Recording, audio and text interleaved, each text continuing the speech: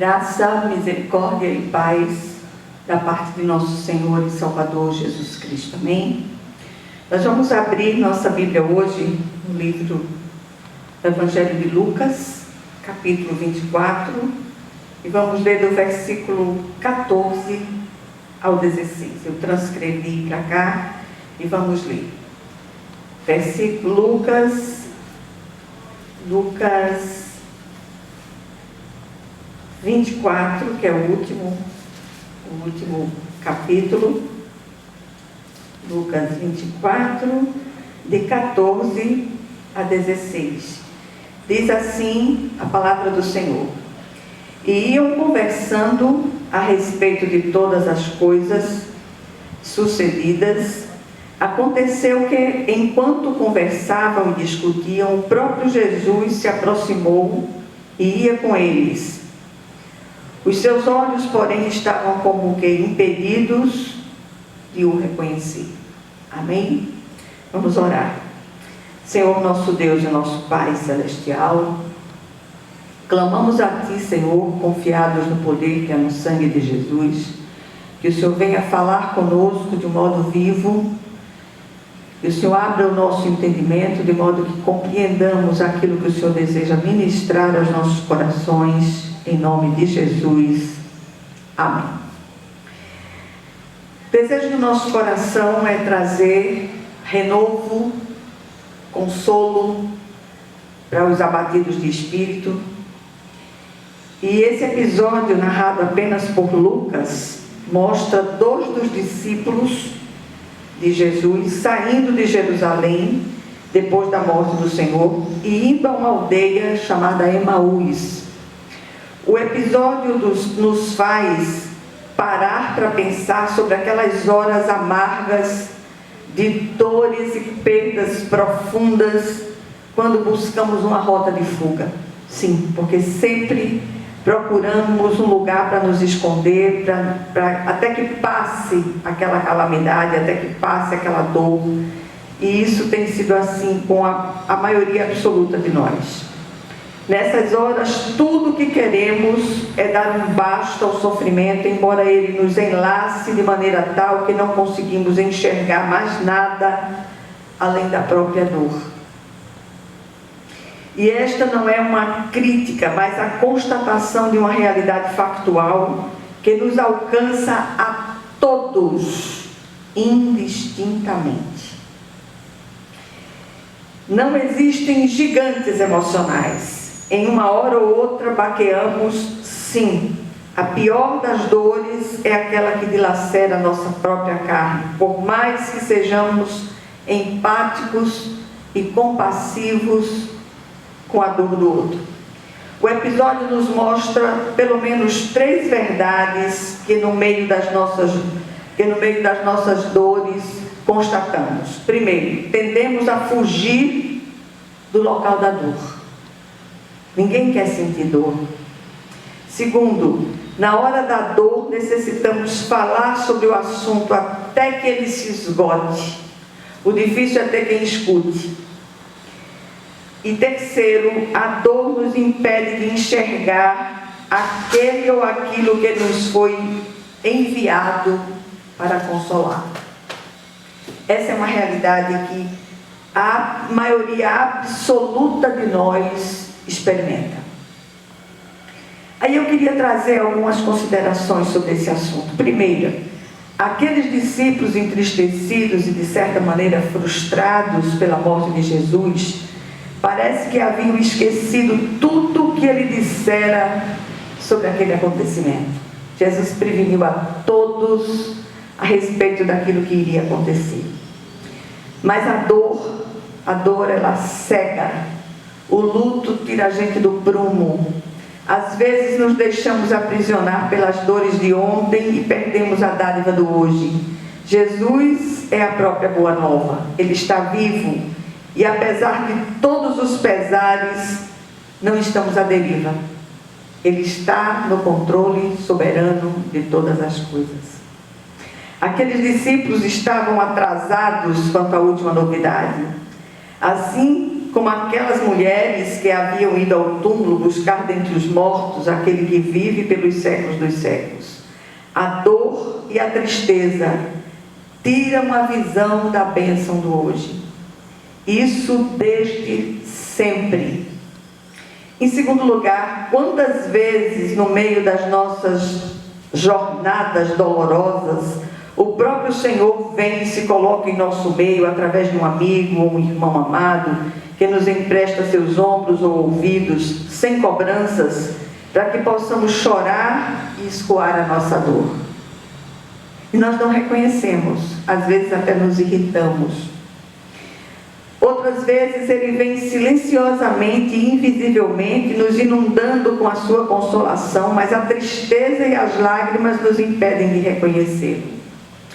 Tento me transportar para aquela cena. Quase posso ver aqueles discípulos cabisbaixos, seguindo absolutamente sem esperança, pois a única que tinham havia morrido. Quantas vezes não nos sentimos assim? Nesse momento, eu me sinto assim. Por mais que eu tenha fé, por mais que eu leia, por mais que eu busque conversar com pessoas e tal, mas a tristeza pelo luto, ela é avassaladora. Só a graça de Jesus para nos inundar e nos fazer retomar a vida e nos recompor. Em terceiro lugar, Jesus segue com eles e chega o inevitável momento do confronto. O Senhor os chama e faz uma pergunta óbvia, mas necessária: sobre o que vocês estão discutindo enquanto caminham? Eles ainda não haviam entendido ou sequer o reconheceram. Diz o texto: eles pararam com os rostos entristecidos. Um deles, chamado Cleopas, perguntou-lhe: você é o único visitante em Jerusalém que não sabe das coisas que ali aconteceram nesses dias? Jesus ainda pergunta: que coisas? E depois de ouvir-lhes pacientemente o relato, vem o confronto. Como vocês custam a entender e como demoram a crer em tudo que os profetas falaram? Não devia o Cristo sofrer estas coisas para entrar na sua glória? Depois de uma aula sobre as Escrituras, Jesus faz menção de seguir adiante, mas foi constrangido a permanecer com eles, que pediram: fica conosco, pois a noite já vem, o dia já está quase findando. E só pelo modo inconfundível de partir o pão, eles o reconheceram. A dor faz isso. Embota nosso entendimento, tira a visão daquilo que precisamos ver. Isso desde sempre. Jesus desaparecera do meio deles e eles exclamaram: não estava ardendo o nosso coração dentro de nós enquanto Ele nos falava no caminho e nos expunha as Escrituras? O que este episódio nos ensina hoje, no meio das nossas dores e situações sem saídas? Primeiro, de nada adianta tentar fugir do local da nossa dor, pois ela nos acompanhará. Segundo, sim, falemos das nossas dores e sofrimentos sem nos esquecer de que não estamos sozinhos. Ele sempre encontra uma maneira de se colocar do nosso lado. Tempo de abrir os olhos, enxergar o Cristo que está sempre conosco, nos consolando e amparando. Do contrário, nem estaríamos mais aqui. Em terceiro lugar, a questão dos discípulos quanto aos últimos acontecimentos estava desatualizada. Algo novo já havia acontecido. Jesus ressurreto é a grande boa nova. Não podemos perder de vista que nada nos roube a alegria da ressurreição. Ele vive e nós viveremos. Há esperança para seu povo eleito, apesar de todas as dores, pesares e perdas do tempo presente. O Senhor está vivo. E essa é a grande boa nova. Em quarto lugar, se tem um povo que pode crer no amanhã, somos nós, os cristãos. Olhemos para a ressurreição do Cristo. Estamos unidos com Ele na morte e na ressurreição, diz Paulo, falando aos Romanos. E eu queria terminar com as palavras do apóstolo Pedro, em 1 de Pedro 1, de 3 a 5, que diz assim: Bendito seja o Deus e Pai de nosso Senhor Jesus Cristo, conforme a sua grande misericórdia, Ele nos regenerou para uma viva esperança, por meio da ressurreição de Jesus Cristo dentre os mortos, para uma herança que jamais poderá perecer, macular-se ou perder o seu valor.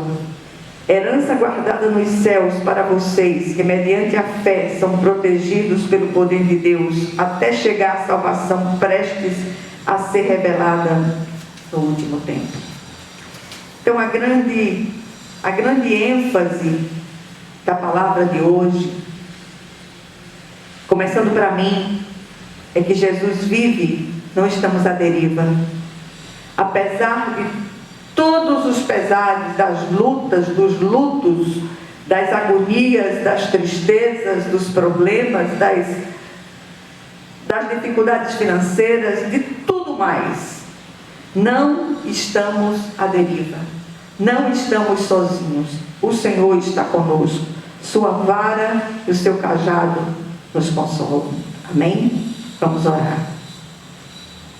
Senhor nosso Deus e nosso Pai Celestial, apresentamos diante do Teu altar todos aqueles que estão passando momentos de dificuldades, momentos de tristeza, de luto, de lutas profundas. Que o Senhor esteja com eles, Pai. Que o Senhor esteja conosco. Que o Senhor nos abrace, que o Senhor nos achegue a Ti, Senhor. E que em nome de Jesus o Senhor amenize essa tristeza dos nossos corações, que tenhamos um dia cheio de graça, em nome de Jesus Cristo. Amém. E que a graça de nosso Senhor e Salvador Jesus Cristo, o amor infinito de Deus, o nosso Pai Celestial, que as consolações do Divino Espírito Santo, a comunhão e as consolações do Divino Espírito Santo estejam com todos vocês e com todo o povo de Deus, espalhado por toda a face da terra, desde agora e para todo o sempre. Amém, amém e amém. Que Deus os abençoe ricamente.